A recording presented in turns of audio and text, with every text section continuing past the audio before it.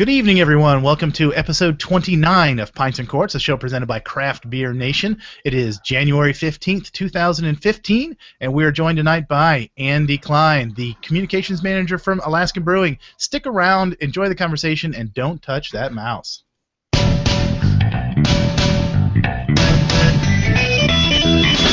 Time now for a look back at the last week in the craft beer industry. Pour a cold one and sit back for an all-new episode of Pints and Quarts, presented by Craft Beer Nation.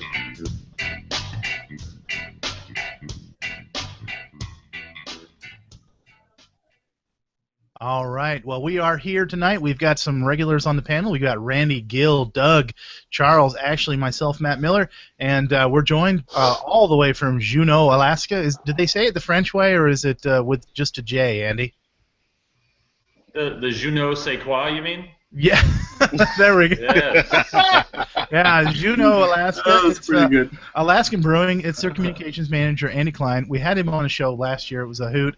We wanted to get him back and talk about what the brewery is doing now, and he's on our new short format program here. So we'll get right to the questions. Andy, tell us a little bit about what your current lineup is, your year-round stuff. Our year-round stuff, we've got a brand new seasonal that's just out called Big Mountain Pale Ale, which I'm just about to crack one open here because I'm drinking that. Difficulties while getting online. I could use a beer. Here it comes. Yes. Yeah. Oh, that looks pretty good. So our seasonal lineup right now, that's our spring seasonal. It's a rotating spring seasonal. It's a pale ale. But then our year-round lineup is of course our amber. That's our number one beer. It's our flagship. It counts for about 50% of all of our sales is Alaskan Amber. Then we have our Free Ride APA. We have our Icy Bay IPA. We've got our Belgian-style beer called our Alaskan White. The Oatmeal Stout. And then we also have a whole series called the Pilot Series, which are kind of these bigger beers. Right now, that's the Double Black IPA, which is a pretty delicious beer. And we have kind of really interesting, usually bigger beers in that series as well. And then we've got our kind of larger line as well as year-round beers, and those are in 4-packs, and that's Hopothermia Double IPA. And just introduced this year in 4-packs is our Imperial Red, which is a really delicious red ale, but an Imperial style, very hoppy and malty as well, red ale.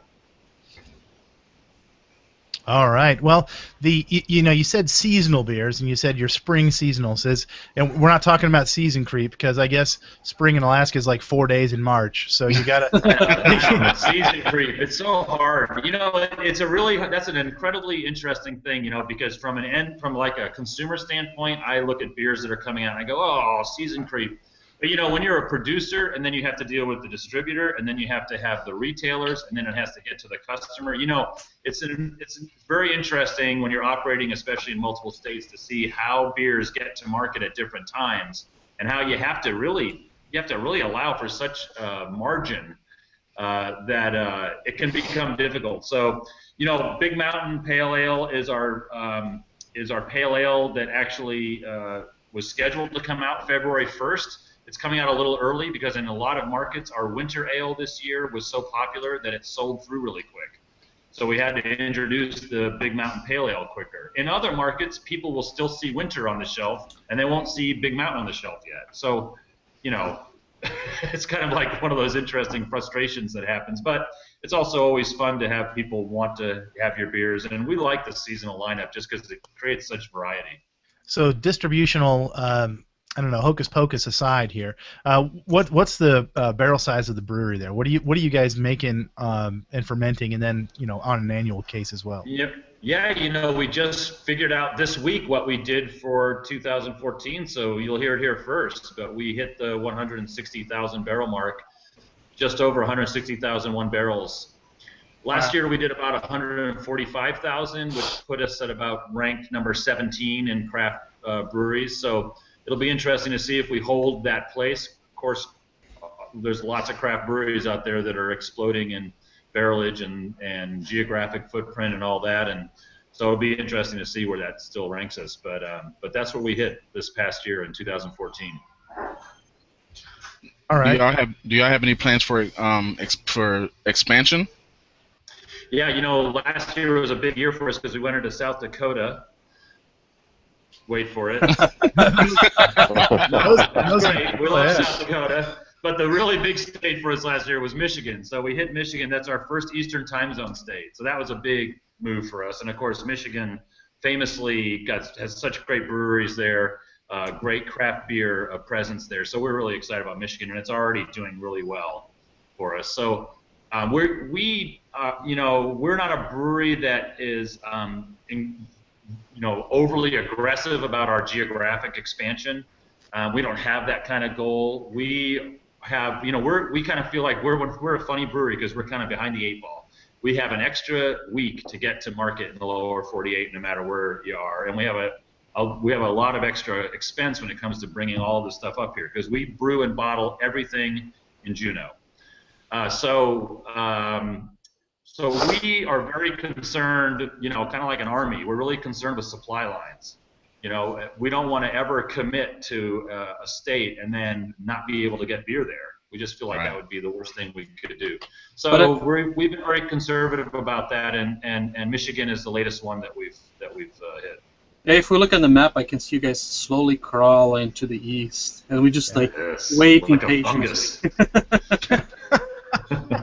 There's lots of room out here for breweries, but it would be kind of weird to build an Alaskan brewery in like North Florida or something. It'd be kind of hard to sell it. Yeah. It doesn't make sense for us, right? I mean, that is true. And our brewery started in 1986. We're contemporaries with all those breweries that are building in North Carolina and Virginia and everywhere else now, and we're fans of those guys, and we know those guys, and we think they're successful because they make great beer first and foremost. But we can't quite wrap our heads around how we would ever make beer outside of the state that that's on the bottle.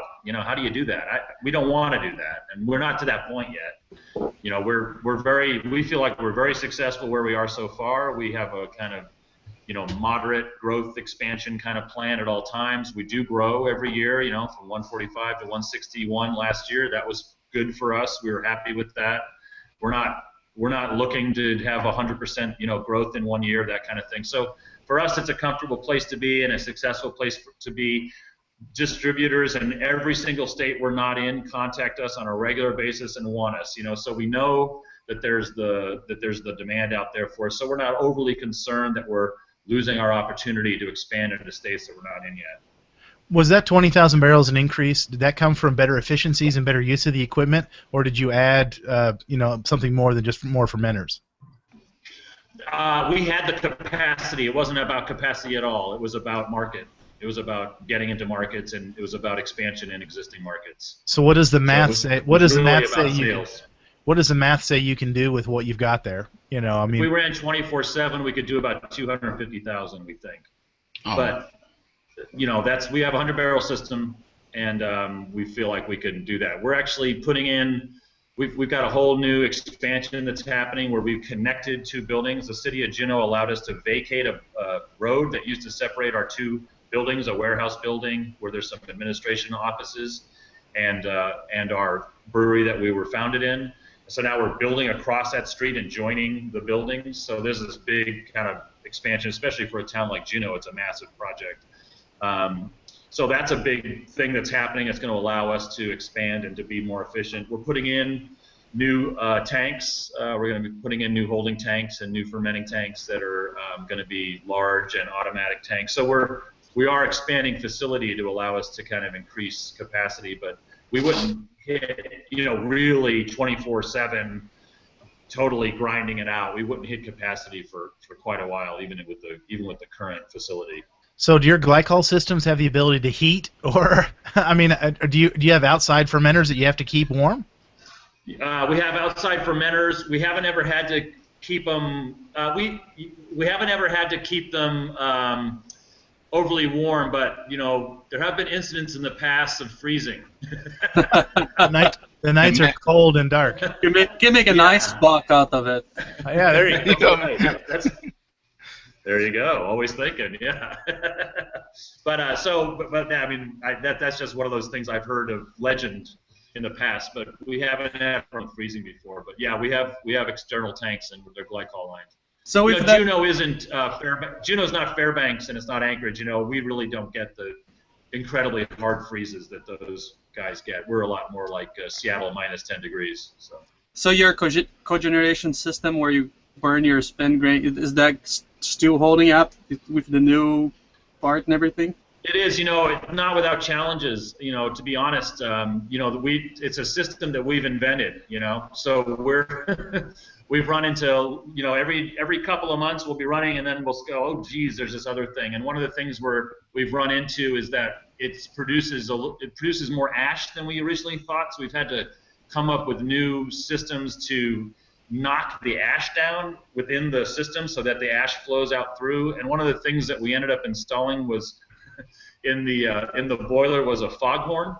So every 3 minutes in this big vent, if you're in the boiler, you hear this, and it's this foghorn going off inside the vent, and it knocks all the ash down off the sides of the vent, and then it pushes the ash through, and then it does a secondary burn. But anyway, so there's these kind of things that have taken us offline. We're still not at the efficiency that we wanted to be with that system quite, but you know, we're gonna get there. We're invested in it. We're gonna get there. And if you're listening to this, when you talk, it's not the boiler you have in your basement, your house. He's talking about it's a building-size boiler. You know, it's a It's a big, massive boiler that creates steam, and the steam then runs our brew deck, and so that's why we call it beer-powered beer. It takes the spent grain that comes out of the one other piece of specialized equipment we have that makes it all run is that we have a mash filter press, which allows us to grind our grain really fine, and we get really high yield out of our grain as a result. But the spent grain that comes out of that when it's dried is more like sawdust than it is like grain. You wouldn't think of it as grain. You'd think, oh, that's just sawdust. But there's issues with that grain. You know, there's actually that spent grain is still fairly high protein, so it's kind of hard to burn. Some of our engineers have equated it to burning fried eggs. You know, like so. Anyway, it's had its challenges, but we're really happy with the progress we've made on it. We're cooking along on it all the time. Those mash presses are relatively. There's not a lot of them out there. I saw one in operation at Tennessee Brew Works in Nashville last year, and you're right. It's kind of an interesting process when it's all done. The cakes of grain just kind of drop out of there. You get great efficiencies out of them, I guess. So. You do. We've got higher grain efficiencies. We use about 2 million gallons less water per year because of our mash press filter, which is a big deal for a small community like Juneau. We're the #1 user of water in Juneau, so we're really mindful of not overstressing the infrastructure here. But yeah, it's really interesting. We were the first craft brewery in America to install a mash press filter. We bought it from Belgium. There are a number of European breweries that have them. They're also used in the juicing industry, so they're used to take the pulp out of the fruit and leave the pulp behind, and the juice flows through. There's other applications for it as well. You guys still give your spent grain to like local farmers, how a lot of other craft breweries do, or? No, that's what this allows us to do. It allows us to take our spent grain. We don't have there's no cows in Juneau, so we could give it to farmers, but I don't know. They just look at it, or they could help something out of the largest. You burn it. So we burn it. We burn it. We use it for fuel. Okay, my bad. They have a kiln to dry and burn it, right? We have a big tumble dryer out back, and we've always dried our spent grain, even when we did ship it south to Washington State. Because when you barge stuff, you don't want to barge stuff wet. #1, wet grain can ferment, right? So you end up with drunk cows. But which, you know, maybe that's a good thing. I don't know. Maybe they're happier. But go BB, baby. Yeah. But then also it can spoil, and it's also heavier, and so it costs more to ship. So we've always dried it.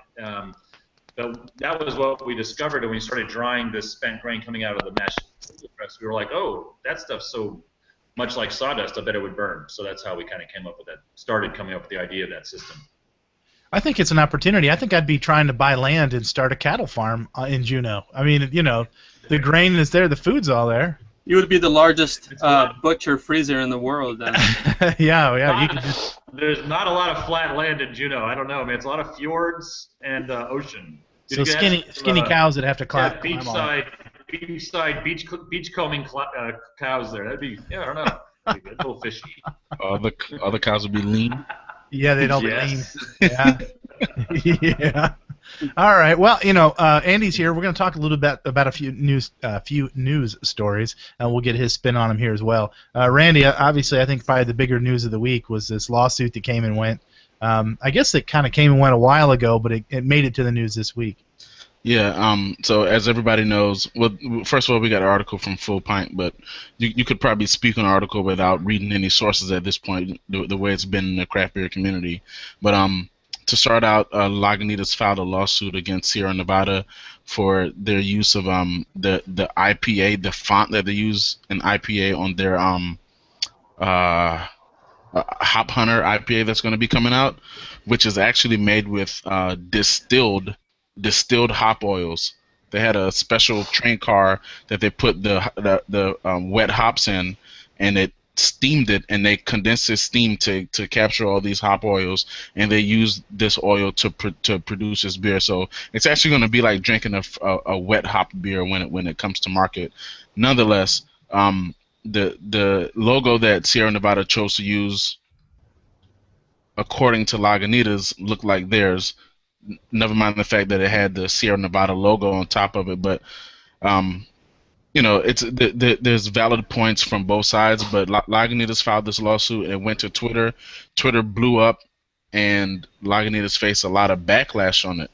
And Tony McGee he tweeted on it saying, and just to read the Twitter backlog, it'll only take a few minutes. Today, January 13th, has been the worst day ever in 23 years of growing my brewery. Worst. Growing a business involves defending a business. Defending a business requires answering to hard questions. Questions like, are our foundations strong? Are our flavors right? Are our labels defensible? There are many courts in the world. For me, over the last month, one court was a series of rebuffed phone calls. Another was a court of law. Today was in the hands of the ultimate court, the court of public opinion. And in it, I got my answer to my questions. Our IPA's trademark has limits. I did not know every answer beforehand, so I feel around for the edges and try to learn. Today I was seriously schooled, and I heard you well. Tomorrow morning, we'll drop the infringement suit and get back to answering other questions, and it goes on. So this is one of the few times where this particular topic, which we'll probably see a lot more, has actually, like, the consumers have been heard, and they didn't approve of it, and it actually worked. They dropped the lawsuit. So it Power of media. Yeah, the power of social media, and I gotta say, I tip my hat to Lagunitas for actually caring what the people who drink their beer actually think. So I tip my hat to them, and like I said, this is, we were talking earlier, Andy, how this would probably be a common thing, considering the market saturation of craft brewers at this point. So, Andy, you care to drop some of your personal thoughts on, whether you think Lagunitas is right, or whether Sierra Nevada has a position, or what? There's no right or wrong. I was going to say the same thing. To me, there's really valid points on both sides. It's very interesting for us to have watched this sort of play out over the last few days, especially. And I agree with you. It's very interesting to see Tony give that opinion and sort of react that way. We have a name, Alaskan, which is a common word and is a descriptive word, and so that's something that we're very mindful of, protecting that word as the word that's associated specifically with our beer. So these kinds of discussions are very interesting to us, and I think that it's also I think that the very quick reaction that a lot of the public had to what Lagunitas was saying was something that it's hard to understand how important even the slightest infringement or perceived infringement on a very valuable trademark can be. And so I think that's what he was reacting to. The all capital letters IPA very broadly displayed on the side of the package. I don't know that there was confusion or would have been confusion among consumers looking at that, but I can understand where Tony McGee could say, hey, wait a minute, what's going on? I can understand that reaction that he would have. So it was very interesting to see it play out, and as you say, Randy, I think we're just going to start seeing it more and more. DC Brow got into that issue with was it Citizen or Public? I can't quite remember which one. And a Citizen. Yeah. Is that right, Ashley? Yeah.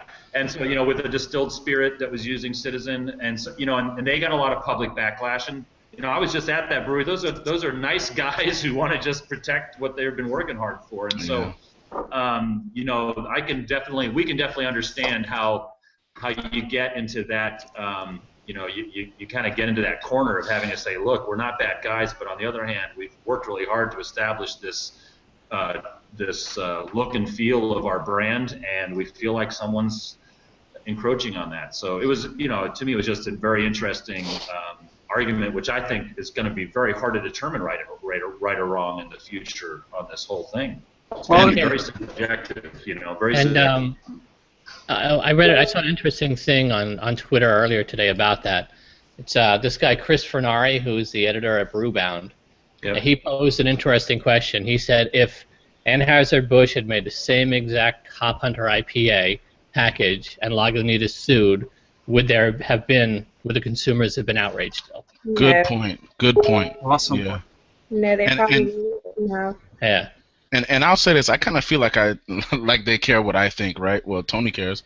I kind of feel like I didn't have a dog in the fight. Randy, I care. Thank you, Andy. I care. Well, people have to remember that 15, 20 years ago, there's only a handful of labels, and big breweries, like, how often they change their label. Now you have a dynamic market who has, like, when I do the beer release, there's so many labels. It's like cars, you can't be that guy who knows every single car because the little lantern changed. I think it's so hard now. There's so many labels, so many little things going on now, and I think for the hardcore craft beer drinker, might not be a problem of confusion, but I think the guy that drinks craft beer less often, I think that's the person that doesn't know every name, every brewery. It could be easily confused between the two breweries, and that's still a market. I agree 100%. And that was my point earlier today too. All of us beer geeks that live it and breathe it and see it every day aren't going to be confused, and those are probably the people who have been the most upset about it. But all these other people who aren't into beer or just barely into beer, you look at it, it could potentially be confusing. And I like to say, if you want to know how that feels, go into a beer and wine store, or like the wine section of a store, and look at all those different labels. I can probably name 2 wine labels out of, I don't know, thousands of bottles in the big wine store, and I could get very confused on that just because I don't live and breathe it every day.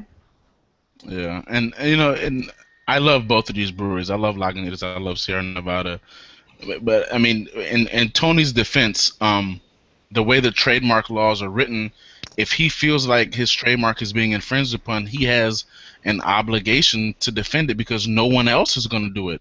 The laws won't. I mean, there isn't a trademark police who go out and say, hey, you can't use this because someone else is using it. The owner of the trademark has to be the one to take a stand and defend their trademark. So, I mean, I understand what Tony did, and at the same time, I also understand that Sierra Nevada probably doesn't really have a real reason to try to mimic Lagunitas because I mean they're both heavyweights in their own right. So I mean they can both stand on their own laurels and without having to copy each other in any way whatsoever.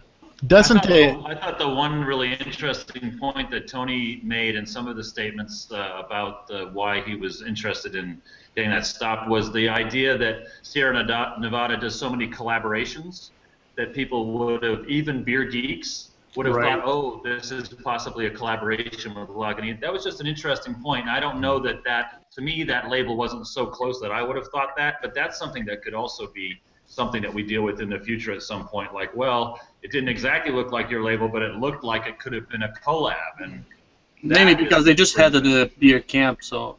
Yeah, right. And doesn't filing one of these every now and again get this conversation going, get this thing in the front of the minds, and maybe prevent a situation where litigation would have had to go through later? You know, maybe I better look at my brand. Maybe we better. It's not so much a warning to Sierra Nevada as to some of the little guys saying, hey, this made headlines, and please be careful with what you do because I'd hate to make you take some of your beer off the shelf.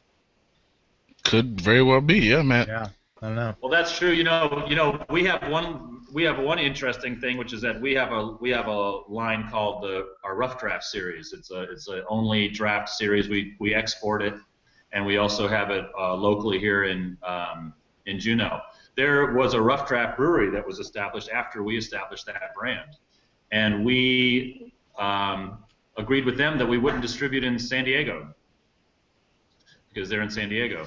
So we that was an interesting thing for us to say, well, okay, we don't want to, you're cool guys. And so, you know, it's going to be interesting because craft beer is becoming bigger and bigger business, right? I mean, the entirety of craft beer just passed the skew of Budweiser, right? Woo! So we're becoming bigger and bigger business, and as that happens, you've got to protect. I mean, there's real money involved, right? It's not just feelings, and it's real jobs on the line. It's people that you're responsible for. It's an institution that you've built and are responsible for. So, you know, that's the hard, you know. That's how many employees you guys have right now? Do you know off top of your head about? Yeah, we got right around 100 year round, and then during the tourist season, that's a big deal here in Juneau, and so we our retail shops gain another about 20 or so people during that time. Of those 100 people, about 75 of them are here in Juneau, and then we have sales guys who are in our 16 other states that we're in. All right. Well, we live in a litigious society, and fortunately, we also live in a society where Charles Dunkley lives, because he read this next article enough to understand it. I tried reading it and couldn't get it, and I think Charles, you can explain this like we can all understand, right? Yeah. There's another legal battle brewing in Florida again. They've been fighting to try to get the 64-ounce growler approved and failed so far, and now you have the Florida Retail Federation has filed a lawsuit trying to stop the state of Florida from issuing basically licenses for craft brewers to sell beer in their tap rooms. Because there's a law in the books that allows off-premise sales to wines and spirits, but it doesn't cover breweries. But in 1963, a separate law was passed to allow Budweiser to be sold at Busch Gardens. And they've been issuing licenses to craft brewers under that same 1963 law because it deals with tourism and all that kind of stuff. And there's been attempts over the past year that the Florida Retail Federation has supported and introduced legislation trying to get the existing law changed to add in craft brewers. They want them to be able to do this, but they say the law that exists now isn't applicable. They need to stop giving it out to anybody else. And of course you have AB InBev has joined in, and ABC Liquors has joined in, and even the beer industry of Florida has joined in. It's basically a chorus line of people saying, we don't want to stop craft brewers from selling beer, but we don't want any more of them to be able to do it. So this big battle is brewing, and you have a state representative in their state house, I guess, who's introduced a new bill basically trying to fix it all so this lawsuit doesn't happen. I mean, you even have craft distillers have a limit of 2 bottles per person per year that they're allowed to sell at their distillery tap room. What? Which is crazy. So all their laws are... Now, wine has no restrictions. You can sell wine off premises to your heart's content as much as you want. The wine industry has basically you can do whatever they want there. So, but it's basically 2 of the 3 tiers are trying to prevent the brewers from being able to make money going forward. They say they don't want to take it away from the existing ones, but if the law is thrown out, then it does put that license in peril for everyone who does have one. So and Charles, they're doing all this also under the guise of we just want the law to we want clarification. Yeah. we don't want to hurt the craft brewers. We just want the law to be more clarified. Yeah. And their way of clarifying it is to basically punish the craft beer industry. Well, the head of one of the institutions that is trying to change that, he said, "Oh, we just want to. They needed to make sure to tell us why they need that." It's like. So you have. There's been there was a bill that died in the House and died in the Senate in the Florida's local government last year, and because both of those bills failed, this is their next step. Is now they're basically trying to grind the whole thing to a halt to force some decision to be made. And but unfortunately, you have brand new craft breweries getting ready to open that have already invested all that money. They're getting ready to open, and they're in peril of not having that tap room to give them that revenue to keep them surviving. That's because AB InBev is hosting all the spring breaks down in Florida. Yeah. That's why. And you do have, like, Cigar City is definitely a tourist. You definitely have tourist money coming into that place. I know the next time I go to Tampa, that's my first stop, is that brewery. And I gotta tell you this. I mean, considering the exponential growth of the craft beer industry, not as a whole, but also in the state of Florida, craft beer has grown tremendously. And the fact that Florida is still... they've gone from 5 breweries to almost 90 now, and they have a lot more room to grow. Right, and if you couple this lawsuit with the fact that that archaic and ridiculous, pointless growler law they have, where you can get a 32-ounce growler, you can get a gallon growler, but you can't get a 64-ounce growler. However, you can get 2 32-ounce growlers of the same beer. If you couple those things together, it almost seems as if, like, Florida, they're trying to hurt themselves, because if you stymie the growth of the craft beer industry and within the state, there is so much revenue and dollars generated from taxes that are going to be left on the table that the state can't take advantage of, and jobs. So it sounds like a lot of these associations, like the Beer Industry of Florida, the Florida Retail Federation, they are representing mega corporations, and that's where their money lies. Andy, do you want to dogpile on the legislative Floridians? You know, I'm a Gator, so the first thing I want to say is that I partook in and was very appreciative of the exception that Busch Gardens got as a young man. That was, this is one of those things which I hate to say I almost can't comment on, just because I haven't followed it closely enough. I know. And what you were just saying about how silly it seems, that law of you can take 2 32s but you can't take 164. I mean, it's ridiculous, right? That kind of stuff seems ridiculous. Yeah. We're dealing with some proposed rewrites of our alcohol regulations in Alaska, and the thing that you start getting into for us as the distributors here, as not distributors but as people who sell to distributors and then have customers who are retailers here. It's a tough one. It's a tough one to negotiate. There's a lot of interested parties in this, and they all have worked hard in the beer industry and have supported craft beer. So, when we look at, laws that will allow for more distribution out of the tap room of a brewery, that sounds good to us as a brewery, right? But boy, our retail partners are not so happy about that. Those things are going to have to be worked out as this industry changes.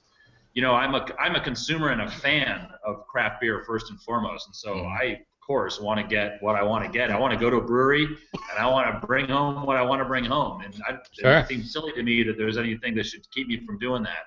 But there's a lot of industry and business that has been built up around the laws that came out of Prohibition. And that 3-tier system has supported a lot of people for a lot of years, and so it's a tangled web. Once you start trying to unweave it, that's all I would say. Yeah, but I have friends who. Oh, go ahead, Doug. No, is this only for sales to go? Like they can still have their tap rooms and sell beer on premise? No, this is both on premise and to go. So they can't sell glasses of beer. No, the tap room is considered off premises for some reason in Florida, the way they have it set up. It doesn't. Yeah, so. But Andy, to your point about not wanting to piss the retailers off, we had Hardywood Park here in Virginia on a few weeks back, or well, beginning of December, and they have a really popular beer called gingerbread stout. And what they did was they sell it at their brewery when it's released, but it's marked up at the brewery because they don't want to undercut the people in the community who are selling the beer at a retail level. Yeah. So they're cognizant of that, and I think that's awesome. And we do that here. We do that here. We don't mark up beyond what the average retail is, but we make sure that we're not undercutting our retailers. Yeah. And we hear it from the public in the gift shop here, which is just right next door where I am right now. But I mean, we hear it all the time. Why is it just as much to get a six-pack here as it is over the liquor store, right? And it's like, because those guys are our partners. Mm-hmm. We're not trying to, we're not trying to undercut. Those guys are our partners. So for breweries like us, we've been in the business for almost 30 years now, making delicious beers like the Imperial Red Ale. And we have these partners that have been with us all along the way. And so, that's the thing that's hard. For those of us who've been in the business for a long time, it's hard for us to say, oh, yeah, great, we'd love that markup. We'd love to sell a keg of beer for $500 per, by selling it per pint versus what we sell it now, right? I mean, it'd be amazing to have that kind of markup. But we also have all these partners, and that also, that's the other thing that we feel like you have to recognize is that also grows an economy. There's a lot of jobs and a lot of people in far-flung areas that are supported by our product because we're not just selling it all for retail. And so as much as the three-tier system has its flaws, there's some things about it that have been a real benefit and that people have really figured out, over the many, many years of the three-tier system, people have figured out ways to make, really good business models out of it. And so it's a hard thing. It's going to change. Things are going to change. I mean, that's what's going to happen is things are going to change. And I think it's going to be a little rough for a little while. All right. Well, right now we're going to change subjects, and we're going to ask Andy to hold up that beer bottle you had just a minute ago. Mm-hmm. Actually, you could probably just stand up and let us see your shirt. The review of the week this week. The review of the week this week that was picked. He's been to the gift shop next door, apparently. Is this working, Matt? I don't know if you can see this. But... That is almost as good as a bear custom. Yeah. We pick a review of the week from our community on Google+, and this week we found Jeff Gutierrez, who has a blog called My Not So Guilty Pleasures, and it looks like back in 2013 he drank this Imperial Red Ale, and these were his notes, and there was an interesting one. All right, so first he says, the whiff.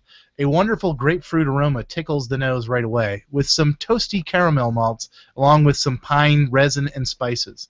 The flavor, the palate follows the nose here, and that the caramel maltiness is dominant with the citrus hops following close behind, and both are present throughout the beer. The hoppiness is much to my liking, as it's bold and bitter with the finish, leaving a slight mix of that bitterness and sweet orange peel. I just drank one of these 15 minutes ago, and I did not get grapefruit in the aroma. Is the recipe different from release to release? Did I just miss it? I don't know. I'm smelling it. I agree with you. I don't quite get grapefruit. I get grass. But I also, the one thing I would say, I've been in the beer business for just a couple of years, and I would say that there's a lot of things that I can describe as grapefruit. There's a lot of sours and a lot of bitters and a lot of aromas that I can describe as a citrusy, sour, bitter grapefruit. So. Yeah. I think a lot of times I smell grapefruit in beers, and I think it's an accurate descriptor a lot of times, even if I don't pick it up as the dominant aroma.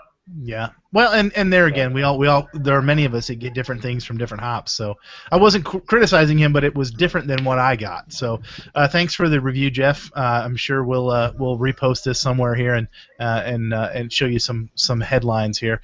I like that he said. I think he said delicious. Did he say delicious? He did. He said that a few times in there. Yeah, he did. And actually, I didn't read his final paragraph, but he gave this the top marks. He gave it pretty high marks. So. There we go. So Jeffrey's appreciated. There's Alaskan applauding you. Releases this week. We've got some releases. 6 Point is going to release Beast Mode, which is their Imperial Porter, or their American Porter. I thought it was Imperial, but maybe not. Tonight at the brewery. So good luck to them. Pizza Boy in Pennsylvania is releasing Eternal Sunshine. It's a dry hopped sour ale that came out on Monday.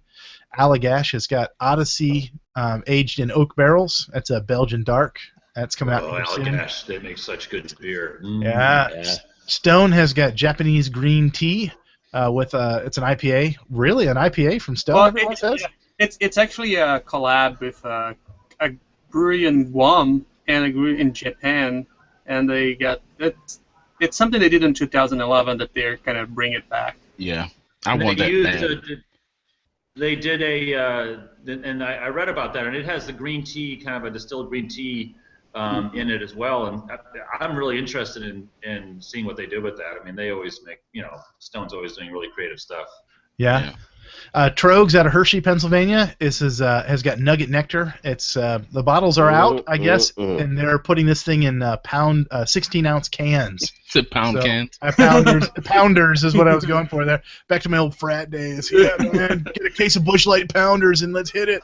That's one of the best amber ales on the market. Oh yeah, I agree. Busch Light, you were higher rent, man. I had a job. Natty Light. Ah, there we go. 6 Point is also releasing a new batch of High Res, which is their Imperial IPA. That's an 11% hoppy 110. 115 IBUs. It's a big beer. Nice and sessionable. Yeah, that's a session ale. It's a Doug Nolan session beer. Yeah. Great Divide's got Orabel. It's a Belgian triple. It looks like espresso oak aged Yeti. That's coming out last week. Moylan's in Nevada, California has got Hopsicle Imperial Ale out. That's a triple IPA at 9.2%. Weyerbacher's got the tiny Belgian Imperial Stout. That's 11.5%. That's a good beer. Nothing tiny about it. Yeah. Weyerbacher makes pretty good beer. Surly has got their Abrasive Ale. That's their Imperial IPA. Doug, we were talking about that today. What was the name of their double IPA? Surly. Surly. I know, and all I got was a box of shoes. That's all it was shoes. He was so excited he thought it was beer in a box. Funky Buddha's got their Maple Bacon Coffee Porter out on Sunday. Last Sunday. Firestone Walker's got the 2015 Sukaba. And Modern Times is releasing Funky Lamaland Saison Barrel Aged with Brett and a couple of different strains of Brett. Not going to even try and pronounce those. If I had Michael Tonsmeyer on here, Tonsmeyer on here. and Rochelle Straw. Thank you, Gil. We're going to go with that. A couple of festivals of note. Cleveland's Winter Beer Fest is in Cleveland, Ohio, 16th and 17th.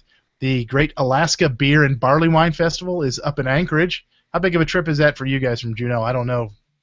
It's about 600 miles, but I flew up last year for it. I'm not going this year. I'm really disappointed, but a bunch of our brewers are going up, and we've got a booth up there. That is a Class A amazing event, but it is a dangerous event because it's not a beer fest. It's a barley wine fest. Yeah. Big difference. Don't make us price plane tickets. Don't drive your sled back home. Yeah, that's right. But we got a lot of brewers in Alaska that are doing incredible work, and so it's really fun to see all that. And then we get big national brewers up there as well. New Belgium's always there. Elysian's always there as well. And do you have any barley wines? Big ones. We do. We have it's called the Alaskan Barley Wine, and we didn't do one this past year, but last year we did it was in 2013. I love barley. And then the Barley Wine Fest last year we did an ice box.